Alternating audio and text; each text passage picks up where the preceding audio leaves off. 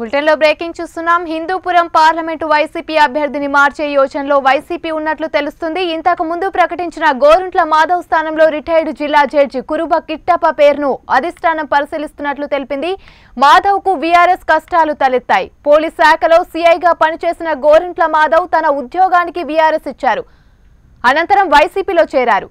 VRS కు ఆమోదం లభించక ముందే హిందూపురం పార్లమెంటు అభ్యర్థిగా మాధవ్ ను వైసీపీ ప్రకటించింది. నామినేషన్ల గడువు దగ్గర పడుతున్నా మాధవ్ వీఆర్ఎస్ కు ఆమోదం లభించకపోవడంతో వైసీపీ వర్గంలో టెన్షన్ నెలకొంది. ఈ అంశంపై గోరుంట్ల మాధవ్ ట్రిబ్యునల్ ను ఆశ్రయించారు. 5 రోజుల్లో వివరణ ఇవ్వాలని పోలీస్ శాఖను ట్రిబ్యునల్ ఆదేశించింది.